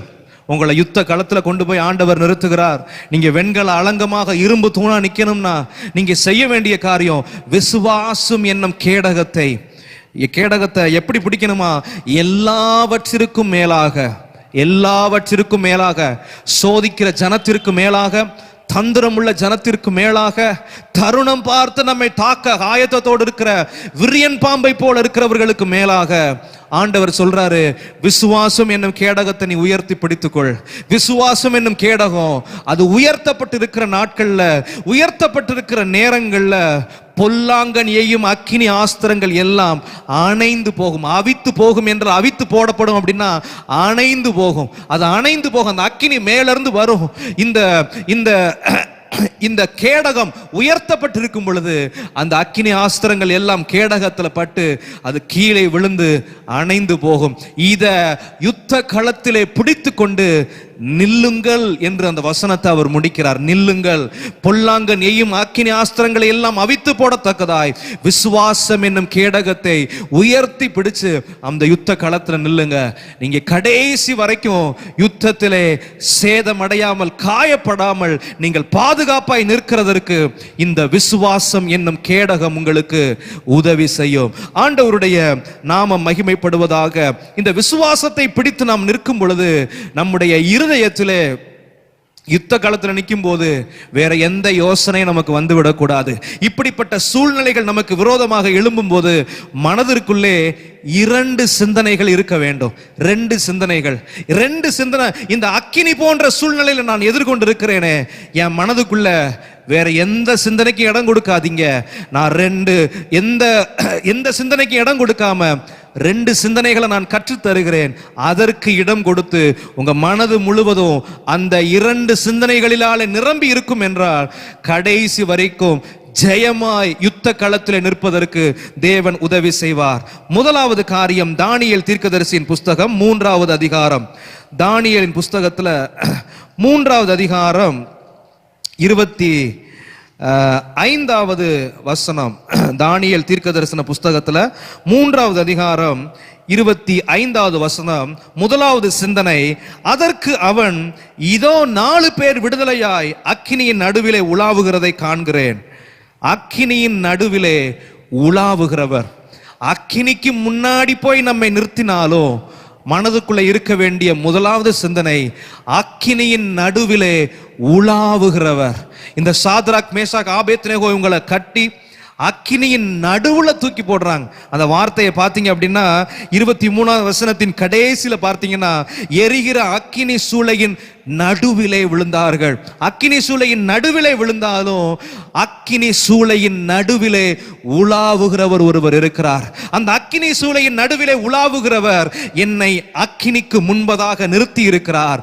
அவர் என்னோடு கூட இருக்கிறபடியினாலே இந்த அக்கினி அணைந்து போகும். சீக்கிரத்திலே எனக்கு விரோதமாக ஏவப்பட்ட அக்கினி ஆஸ்திரங்கள் எல்லாம் அது சீக்கிரத்திலே அணைந்து போகும்.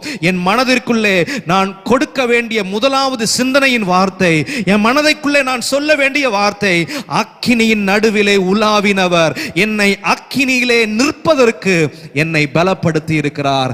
அக்கினியின் நடுவிலே உலாவினவர் சாத்ராக், மேஷாக், ஆபேத்நேகோ என்பவர்களோடு கூட அக்கினியின் நடுவிலே உலாவி அவர்களை கட்டுகளிலே இருந்து விடுதலையாக்கினவர் என்னோடு கூட இருக்கிறார். இந்த அக்கினிக்கு நடுவுல உலாவினர் என்னோடு இருக்கிறபடினாலே இந்த அக்கினி போன்ற சோதனையிலே நான் நிச்சயமாய் ஜெயம் பெறுவேன். மறந்து போகாதீங்க, இந்த அக்கினி அவர்களை மேற்கொள்ளவில்லை. 27வது வசனத்துல பார்த்தீங்க அப்படின்னா, தேசாதிபதிகளும் அதிகாரிகளும் தலைவரும் ராஜாவின் மந்திரிகளும் கூடி வந்து அந்த புருஷருடைய சரீரங்களின் மேல் அக்கினி பெலன் செய்யாமலும், அதாவது அக்கினி அவர்களை மேற்கொள்ளாமலும். இன்னைக்கு ஆண்டவர் நம்மளை இரும்பு தூணும் வெண்கல அலங்கமுமாய் மாற்றி இருக்கும் பொழுது நம்ம கடைசி முடிவு என்னவாக இருக்க போகிறது அப்படின்னா, அக்கினி என்னை மேற்கொள்ளவில்லை. மனுஷர் மூலமாக அநேக தந்திர ஆலோசனைகள் வந்தது. தருணம் பார்த்து என்னைய காலி பண்றதுக்கு நிறைய விஷயங்களை அவங்க செய்தாங்க. இன்னும் ஒரு சில கூட்டத்தார் சரியா போட்டு கொடுத்தாங்க. நான் ஆலயத்துக்கு வர்றது போகிறது, நான் ஜெபிக்கிறது எல்லாத்தையும் பார்த்து கரெக்டா போட்டு கொடுக்கிறதுக்குன்னு ஒரு கூட்டத்தார் இருந்தாங்க. இவங்க எல்லாம் செஞ்சது சரிங்க, அவங்க எல்லாம் செஞ்சுட்டு போட்டோம். ஆனா அக்கினியின் நடுவிலே உலாவினவர் என்னோடு இருந்து அக்கினி என்னை மேற்கொள்ளாதபடிக்கு அவர் பார்த்து கொண்டார். அந்த அக்கினி என்னை விடுவிக்கிறதாக மாறினது, கடைசி பரியந்தம் நிற்க பண்ணினது. அக்கினி என்னை மேற்கொள்ளவில்லை. ஹல்லேலூயா. இது நம்முடைய உள்ளத்திலே பதிக்கப்பட வேண்டிய முதலாவது சிந்தனை. இரண்டாவது சிந்தனை, உபாகமம் 4வது அதிகாரம். உபாகமம் 4வது அதிகாரம் நம்மை அக்கினி சோதனையிலே நிற்க பண்ணுகிறவர் எப்படிப்பட்டவர்? 4வது அதிகாரம் 33வது வசனத்தை நம்ம பார்ப்போம் அப்படின்னா, 33வது வசனம், அக்கினியின் நடுவில் இருந்து பேசுகிறவர், அக்கினி நடுவிலே இருந்து பேசுகிற தேவனுடைய சத்தத்தை. அக்கினி நடுவுல முதல்ல உலாவுவாரு, அக்கினி நடுவுல இருந்து அவர் பேசுவார். பிரச்சனைக்கு மத்தியில நம்மளை கொண்டு போய் இரும்பு தூணு வெண்கலம் அலங்கமா நிக்க வச்சுட்டு சரி நீ பாத்துக்கப்பா அப்படின்னு சொல்லிட்டு ஒதுங்கி போயிட மாட்டாருங்க. அவர் நம்மோடு கூட அந்த பிரச்சனையின் நடுவில் இருந்து ஆண்டவர் பேசுவார். எரிஞ்சு கொண்டிருந்த முட்செடி, அந்த முட்செடியின் நடுவில் மோசே போய் பக்கத்துல நெருங்கி பார்க்கும்போது அந்த முட்செடியின் நடுவில் இருந்து ஆண்டவர் மோசேயை அழைத்தார். ஏனென்றால் அக்கினியின் நடுவில் இருந்து பேசுகிறதற்கு அதிகாரமுடைய தேவன் ஒருவர் இருக்கிறார். இந்த உலகத்துல தேவ சத்தத்தை கேட்கக்கூடிய ஒரு வித்தியாசமான சூழ்நிலை அப்படின்னா அது நம்முடைய வேதாகமம் காண்பிக்கிற பாதையில மாத்திரம்தான் உண்டு. நம்ம அமைதியா இருக்கும் போதுதான் ஆண்டவருடைய வார்த்தை கேட்கும். நம்ம நல்லா ஜெபம் பண்ணிக்கிட்டு இருக்கும் போது, பிரச்சனையே இல்லாத காலத்துல நல்லா ஜெபம் பண்ணிக்கிட்டு இருக்கும் போதுதான் ஆண்டவருடைய சத்தம் நமக்கு கேட்கும். இல்லைங்க, அந்த நேரம் மாத்திரம் இல்ல, நீங்க பிரச்சனைக்கு நடுவில் நீங்க நிற்கப்பட்டு எல்லா பகுதிகளில் இருந்து தாக்கப்பட்டாலும் நம்மோடு இருக்கிற ஆண்டவர் அக்கினியின் நடுவே இருந்து அவருடைய சத்தத்தை தொனிக்க பண்ணுகிறவர். ஏதேன் தோட்டத்திலே பகலின் குளிர்ச்சியான நேரத்திலே தேவன் அவருடைய சத்தத்தையும் தொனிக்க பண்ண முடியும். அதே ஆண்டவர் அக்கினி சோதனையின் நடுவிலே நம்மை கொண்டு போய் நிறுத்தி இருந்தாலும் ஆண்டவர் இரும்பு தூணுக்காகவும் வெண்கல அலங்கத்திற்காகவும் தன்னுடைய சத்தத்தை அவர் தொனிக்க பண்ணுவார். ஹல்லேலூயா. ஆண்டவருடைய நாமம் மகிமைப்படுவதாக. 33வது வசனத்திலே இருக்கும், 36வது வசனத்திலே இருக்கும். இந்த உபாகமம் 4வது அதிகாரத்திலே பல இடங்களிலே நாம் பார்க்க முடியும். அக்கினியின் நடுவிலே இருந்து பேசுகிறவர், அக்கினியின் நடுவிலே தேவ சத்தத்தை கேட்கிறவர். நான் இன்னொரு காரியத்தையும் ஆலோசனையாக சொல்லுவேன். அக்கினியின் நடுவே நம்ம நிறுத்தப்பட்டிருக்கும் பொழுது தேவனுடைய சத்தத்திற்காக நீங்க காத்திருக்கவும் செய்யுங்க. அதாவது ஆண்டவருடைய வார்த்தையை சார்ந்து நிற்பதற்கு, ஆண்டவரே நீங்க என்னோடு பேசுங்க ஆண்டவரே, இப்படி குறிப்பிட்ட பிரச்சனை நடுவே நான் கடந்து போய் கொண்டிருக்கிறேன், என் சொந்த காரங்களை எனக்கு விரோதமாக காரியங்களை செய்துட்டாங்க ஆண்டவரே, அவங்க தந்திரமாக தருணம் பார்த்து என்னை சிக்கல்ல மாட்டிட்டாங்க ஆண்டவரே, ஆண்டவரே நான் உம்முடைய ஜனம் ஆண்டவரே, உமக்காக கொண்டிருந்த பக்தி வைராக்கியத்தின்படி நான் இப்படிப்பட்ட சூழ்நிலைக்குள்ளே கடந்து போயிருக்கிறேன் என்பது தெரியும். நான் விசுவாசிக்கிறேன் ஆண்டவரே, இந்த சூழ்நிலையின் நடுவே நீர் என்னோடு பேசுவீர் என்பதை நான் விசுவாசிக்கிறேன். நம்ம தைரியத்தோடு விசுவாசத்தோடு கர்த்தருக்கு காத்திருக்கும் போது அவருடைய மெல்லிய சத்தத்தை பிரச்சனையின் நடுவே நாம் கேட்க முடியும். முட்செடியின் நடுவே தோன்றி மோசேயை அழைத்தவர் இன்றைக்கும் பிரச்சனையின் நடுவே இருந்து ஆண்டவருடைய சத்தத்தை கேட்கும்படி ஆண்டவர் செய்வார். அந்த வார்த்தையை சார்ந்து நிற்கும் போது அந்த வார்த்தை நம்மளை கடைசி வரைக்கும் நிற்க நம்மை பலப்படுத்தும். அந்த சோதனையிலே ஒரு புதிய ஜெயத்தை அந்த வார்த்தை நமக்கு கொடுக்கும். ஆண்டவருடைய நாம மகிமைப்படட்டும். இந்த அக்கினி போன்ற சோதனையை குறித்து பேதுரு ஆதி திருச்சபைக்கு நிருபத்தை எழுதும்போது முதலாவது பேதுரு 1 பேதுரு 4வது அதிகாரத்துல 12வது வசனத்தில் அவர் சொல்லுகிற ஒரு வார்த்தை, பிரியமானவர்களே, உங்களை சோதிக்கும்படி உங்கள் நடுவில் பற்றி எரிகிற அக்கினியை குறித்து, உங்கள் நடுவில் பற்றி எரிகிற அக்கினியை குறித்து ஏதோ புதுமை என்று திகையாமல். இன்னைக்கு நிறைய நேரங்கள்ல விசுவாச வாழ்க்கையில பிரச்சனை வரும்போது, என்னது புதுசா வந்த சோதனை, என்னது புதுசா வந்த சோதனை, என்ன இன்னைக்கு புதுசா அந்த பிரச்சனை வந்திருக்கு, இவங்க என்ன புதுசா. ஆண்டவர் சொல்றாரு பேதுரு மூலமா ஒரு நல்ல ஆலோசனை, புதுமை என்று திகையாமல் உங்கள் நடுவே பற்றி எரிகிற அக்கினியை குறித்து நீங்க புதுமைன்னு சொல்லி நினைக்காம இந்த அக்கினியை நீங்க எப்படி நினைக்கணுங்கிறத அவர் சொல்லுகிறார் பாருங்க. 13வது வசனம், கிறிஸ்துவின் மகிமை வெளிப்படும் போது நீங்கள் களி கூர்ந்து மகிழும்படியாக அவருடைய பாடுகளுக்கு நீங்கள் பங்காளிகளானதால் சந்தோஷப்படுங்கள். இந்த ஆதி திருச்சபை பயங்கர உபத்திரவங்களுக்குள்ளே செல்லும் பொழுது பேதுருவை ஆண்டவர் பயன்படுத்தி அந்த சபைக்கு ஆறுதலையும் அந்த சபைக்கு தேர்தலையும் அவர் கொடுக்கிறார். பேதுரு தன்னுடைய ஆலோசனைகள் மூலமாக கொடுக்கிறார். அவர் கொடுக்கும் போது சொல்றார், உங்கள் நடுவே பற்றி எரிகிற அக்கினியை குறித்து புதுசா யோசிக்காம கிறிஸ்துவின் மகிமை வெளிப்படும் பொழுது நீங்கள் களி கூர்ந்து மகிழும்படியாக உங்களை இந்த சோதனையின் பாதையில கர்த்தர் அனுமதித்திருக்கிறார். அது ஏதோ புதுசா நடக்குதுன்னு சொல்லி நீங்க திகைச்சு போயிடாதீங்க. இது ஏற்கனவே அநேக நபர்களுக்கு செய்யப்பட்டது, தீர்க்கதரிசிகளுக்கு செய்யப்பட்டது. இப்பொழுது அந்த பாக்கியத்தை நாம் அனுபவிக்கிறோம். பாடுகளுக்கு நீங்க பங்காளிகளானதால் சந்தோஷப்படுங்கள். ஐயா, எந்த விதத்திலையும் அக்கினியின் சோதனைக்கு முன்பதாக நாம் நிற்கும் பொழுது நம்முடைய உள்ளத்திற்குள்ளே துக்கம் வராதவாறு, ஆண்டவரே உம்முடைய வார்த்தையை நான் சார்ந்து கொள்ளுகிறேன். முதலாவது நம்ம பார்த்தோம், அக்கினியின் நடுவிலே உலாவுகிறவர் ஒருவர் இருக்கிறார் என்கிற சிந்தனை நம்முடைய உள்ளத்தை நிரப்பட்டோம். 2வது, அக்கினியின் நடுவிலே பேசுகிறவர் ஒருவர் இருக்கிறார். அவருடைய பேசுகிற வார்த்தைகளை கேட்கும் போது நம்முடைய உள்ளம் சந்தோஷத்தினாலே நிறையும்.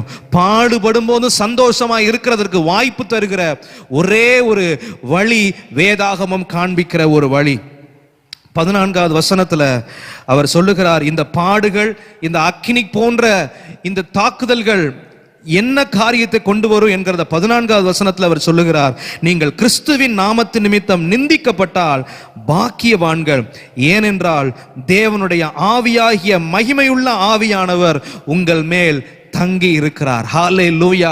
நம்மை பலப்படுத்துகிற ஆவியானவர் இரும்பு தூணாக, வெண்கல அலங்கமாக நம்மை மாற்றுகிற காரியம் எப்படி, எந்த சக்தி நம்மளை மாத்துது? பரிசுத்த ஆவியானவர் எங்கள் மேலே தங்கி இருக்கிறார். எங்களுக்குள்ளே வாசம் செய்கிறவர் அவருடைய சத்தத்தை கேட்கும்படி செய்கிறார். வசனத்தை அவர் நினைப்பூட்டுகிறார். வசனத்தை நினைப்பூட்டி எங்க மேலே தங்கி இருக்கிற ஆவியானவர் அவர்களாலே தூஷிக்கப்படுகிறார், எங்களாலே மகிமைப்படுகிறார். ஹல்லேலூயா, ஹல்லேலூயா. சோதனையின் முடிவிலே கொண்டு போய் நாம் நிற்கப்படும் பொழுது, சோதனையின் நடுவிலே நாம் நிறுத்தப்படும் பொழுது, அக்கினியின் நடுவிலே இருந்து பேசுகிறவர், அக்கினியின் நடுவிலே உலாவுகிறவர் அவர் கடைசியில தன்னுடைய நாமத்தை அவர் மகிமைப்படுத்துவார். இவர்கள் இப்படிப்பட்ட சோதனையின் வழியிலே கடந்து போனாலும் இந்த சபை உறுதியாக நிலைத்து நின்றது. சொந்த ஜனங்களாலே எத்தனையோ துரோகங்கள், ஏமாற்றங்களை இவர்கள் சந்தித்தாலும் இவர்கள் உறுதியாக நின்றார்கள். ஒரு அரணிப்பான பட்டணமாக, ஒரு உறுதியான இரும்பு தூணாக, ஒரு உறுதியான வெண்கல அலங்கமாக, எதிர்ப்புகளின் மத்தியிலே, சேதங்களின் மத்தியிலே இவர்கள் சேதமடையாமல் உறுதியாக நின்றார்கள். அவர்களாலே தூஷிக்கப்படுகிறார், உங்களாலே மகிமைப்படுகிறார். ஹல்லேலூயா. நம்மை பலப்படுத்துகிற ஆவியானவர் நமக்குள்ளே அவர் மகிமைப்படுகிறதற்கு இந்த யுத்த களத்திலே நாம போய் நின்றாலும் அவர்கள் உனக்கு விரோதமாக யுத்தம் பண்ணுவார்கள், ஆனாலும் உன்னை மேற்கொள்ள மாட்டார்கள். இந்த வார்த்தைகள் எல்லாம் நம்முடைய உள்ளத்திலே தங்கி இருக்கட்டும். இந்த வசனங்களை காத்து கொள்ளுவோம். இந்த வசனம் 1 30 60 100 பலன் செய்யும். இந்த வசனத்தை காத்து கொள்ளுவோம். இப்படிப்பட்ட சூழ்நிலைகளின் வழியாக நாம் கடந்து போக நேரிடும் பொழுது, ஆண்டவரே உம்முடைய அக்கினியின் நடுவிலே உலாவுகிற அந்த ஆண்டவருடைய சத்தத்தை நான் கேட்கட்டும். அக்கினியின் நடுவிலே உலாவுகிறவர், அக்கினியின் நடுவிலே இருந்து பேசுகிறவருடைய சத்தத்தை நான் கேட்கட்டும். ஆண்டவரே எனக்கு அந்த கிருபைகளை தாரும். நம்ம எல்லாரும் நம்ம ஜெபம் பண்ண போகிறோம். ஆண்டவர் நம்மை இரும்பு தூணாக வெண்கல அலங்கமாக ஆண்டவர் நம்மை மாற்றி இருக்கிறார். ஒரு சில நிமிடங்கள் நம்ம எல்லாரும் சேர்ந்து நம்ம ஜெபம் பண்ண போகிறோம். ஹல்லேலூயா, ஹல்லேலூயா. எல்லாரும் ஜெபிக்கும் போகிறோம். ஒரு சில நிமிடங்கள் உங்களை நான் ஜெபத்திலே நடத்த விரும்புகிறேன். ஹல்லேலூயா, ஹல்லேலூயா. நான் உன்னை உறுதிப்படுத்துகிற தேவன். ஹல்லேலூயா. கன்மலையின் மேல் உன்னை நிற்க பண்ணுகிற தேவன். ஓ ஹல்லேலூயா. உனக்கு சமாதானத்தையும் கொடுக்க முடியும். யுத்த காலத்திலே உன்னை பாதுகாக்க, உன்னோடு உன் மேல தங்கி இருக்கவும் என்னாலே முடியும். ஹல்லேலூயா. எல்லாரும் கேட்ட வசனங்களுக்கு நம்மளை ஒப்பு கொடுப்போமாக. ஓ கேட்ட வசனங்களுக்கு நம்மை ஒப்பு கொடுப்போமாக. இது அசைக்கப்பட முடியாத இரும்பு தூண். ஓ ஸ்தோத்திரம். ஓ இது தாக்குதல்கள் மத்தியிலே உறுதியாய் நிற்கிற அலங்கம். இது அக்கினியின் சோதனைகளிலேயும் உறுதியாக நிற்கிற இரும்பு தூணும் வெண்கல அலங்கமுமாக கர்த்தர் ஒவ்வொரு நபரையும் மாற்ற விரும்புகிறார். இந்த செய்தியை கேட்டுக்கொண்டிருக்கிற ஒவ்வொருவரையும் கர்த்தர் மாற்ற விரும்புகிறார். ஹல்லேலூயா. இந்த உலகத்திலே உங்களுக்கு உபத்திரவம் உண்டு என்று சொன்னவர், ஓ நானும் உங்களோடு கூட இருக்கிறேன் என்று சொன்னவர். ஹல்லேலூயா. அவர் நம்மோடு கூட தங்கி இருக்கும்போது யுத்த களத்திலே நாங்கள் என்ன செய்வோம் என்று நாங்கள் திகைக்க வேண்டிய அவசியம் இல்லை. ஹல்லேலூயா. எல்லாரும் நல்ல ஸ்தோத்திரம் பண்ணி கர்த்தரை நோக்கி பார்த்து நம்ம ஜெபம் பண்ணுவோம். ஒரு உன்னத பலன் உங்களை நிரப்பட்டும். ஒரு உன்னத பலன் உங்களை நிரப்பட்டும். பரிசுத்த ஆவியானவர் உங்களுக்குள்ளே தங்கி இருக்கிறவர். ஓ மகிமையான காரியங்களுக்கு நேராக அவர் உங்களிலே மகிமைப்படுகிறதற்கு ஏதுவாக மகிமைக்கு நேராய் உங்களை நடத்துவார். ஓ மகிமைக்கு நேராய் நடத்துவார். அவர் இந்த காலத்திலே உங்கள் மூலமாய் மகிமை அடைய போகிறார். உங்களிலே கர்த்தருடைய மகிமை வெளியிறங்கமாக போகிறது. அந்த மகிமை வெளியிறங்கமாக போகிற இடம் அது யுத்த களம். அது யுத்த களம். உங்களை இரும்பு தூணாய் ஒரு வெண்கல அலங்கமாய் கடைசி பரியந்தம் நிற்க போகிறார்.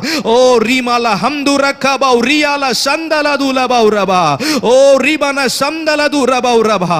முடிவு பரியந்தம் உறுதியாய் உங்களை நிலைக்க பண்ணுவார். முடிவு பரியந்தம் நிலை நிற்பவனே, முடிவு பரியந்தம் நிலை நிற்பவனே என்று சொன்னவர். ஹல்லேலூயா. உங்களை நிலை நிற்க செய்வார். இந்த சபையை நிலை நிற்க செய்வார்.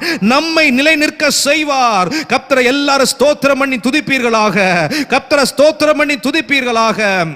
ஆண்டவரே கிருபை தாரும், கிருபை தாரும், கிருபை தாரும், கிருபை தாரும். ஆண்டவரே நிலை நிற்பதற்கு எங்களுக்கு பலன் தருகிறவர்.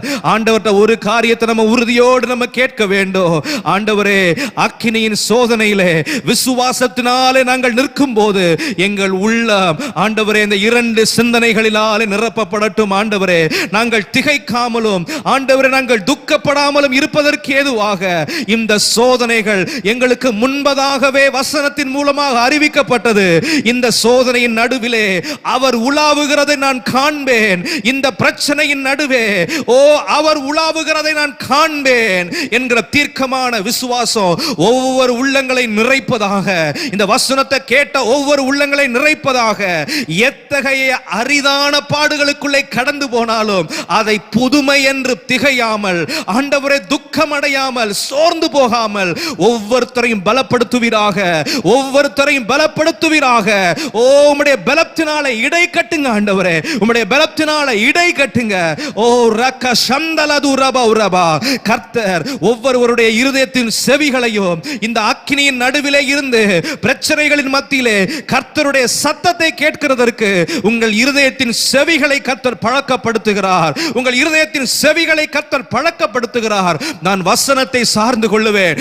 முன்ன காலங்களில் பிரச்சனை வரும்போது நான் திகைச்சு போவேன், என்னால ஜெபிக்க முடியாது. ஆனா இந்த காலங்களில் பிரச்சனை வரும்போது தேவனுடைய சத்தம் அக்கினியின் நடுவிலே இருந்து ஒலிக்கும் என்பதை நான் அறிந்திருக்கிறேன். நிச்சயமாக இந்த பிரச்சனையின் நடுவே ஆண்டவர் என்னோடு பேசுவார். உங்க உள்ளத்துல அந்த விசுவாசம் நிரப்பட்டும். உங்க உள்ளத்துல அந்த வார்த்தைகள் விசுவாசத்தை தூண்டி எழுப்பட்டும். உங்க குடும்ப பிரச்சனை நடுவே கர்த்தர் ஓ பேசுவார், நிச்சயமாய் பேசுவார். சோர்ந்து போய் இருக்கிற உங்களோடு பேசுவார். எலியாவோடு பேசினவர் உங்களோடு நிச்சயமாய் பேசுவார், நிச்சயமாய் பேசுவார். நீங்கள் ஆண்டவராலே கடைசி பரியந்தம் யுத்த களத்திலே நிறுத்தப்பட வேண்டிய நபர். நீங்கள் பாதியிலே யுத்தத்திலே இருந்து வெளியே போக வேண்டிய நபர் அல்ல, நீங்கள் கடைசி பரியந்தம் நிறுத்தப்பட வேண்டியவர். ஹalleluya. கர்த்தருடைய பலன் உங்களை நிறுத்துகிறது, கர்த்தருடைய வார்த்தை உங்களை நிறுத்துகிறது. ஹalleluya. தேவன் அநேக கிரியைகளை கர்த்தர் செய்கிறார், உள்ளங்களிலே வித்தியாசமான பலனை கர்த்தர் பெருக பண்ணுகிறார். ஓ ஹalleluya. நிறைவேற்றி இருக்கிற கிரியைகளுக்காக நாங்கள் உமக்கு நன்றி செலுத்துகிறோம், நன்றி செலுத்துகிறோம், நன்றி செலுத்துகிறோம். கிருபை நிறைந்த நல்ல தகப்பனே, நன்றியோடுமே நாங்கள் துதிக்கிறோம். இந்த ஆசீர்வதிக்கப்பட்ட காலை நேரத்திலேயோ உம்முடைய வார்த்தைகளை உம்முடைய பிரசன்னத்திலே இருந்து ஜனத்தோடு தெளிவாய் இடைபட உதவி செய்தீரே. உம்முடைய நாமத்தை மகிமைப்படுத்துவோம். நான் சிறுகவும் நீர் பெருகவும் வேண்டும் ஆண்டவரே. உம்முடைய அன்பின் கரத்திலே முழுவதுமாக ஒப்பு கொடுத்த ஒவ்வொருவரையும் ஒப்பு கொடுக்கிறோம். கர்த்தர் காப்பீராக, கர்த்தர் பலப்படுத்துவீராக. இருதயம் வேற எந்த கவலைகளினாலேயோ தனிமை உணர்வுகளினாலேயோ நிரப்பப்படாமல் ஆண்டவரே இந்த வசனங்களினாலே உள்ளம் நிரப்பப்படட்டும். மகிமையான காரியங்களை செய்வீராக. கிருபைக்கு தாழ்த்துகிறோம். இயேசுவின் நாமத்தில் ஜெபம் கேளும் பிதாவே, ஆமென். என் ஆத்துமாவே கர்த்தரை ஸ்தோத்திரி, என் முழு உள்ளமே அவருடைய பரிசுத்த நாமத்தை ஸ்தோத்திரி. என் ஆத்துமாவே கர்த்தரை ஸ்தோத்திரி, அவர் செய்த சகல உபகாரங்களையும் மறவாதே. ஆமென். நம்முடைய கர்த்தராய் இருக்கிற இயேசு கிறிஸ்துவின் கிருபையும் பிதாவாகிய தேவனுடைய அன்பும் பரிசுத்த ஆவியானவருடைய சந்தோஷம் சமாதானம் கிறிஸ்துவின் வருகை பரியந்தம் இந்த சபையோடு வசனத்தை கேட்ட ஒவ்வொருவரோடும் முடிவு பரியந்தம் நிலைத்து நிற்பதாக. ஆமென். ஆண்டவர் உங்களை ஆசீர்வதிப்பாராக. கர்த்தர் உங்களோடு இருப்பாராக.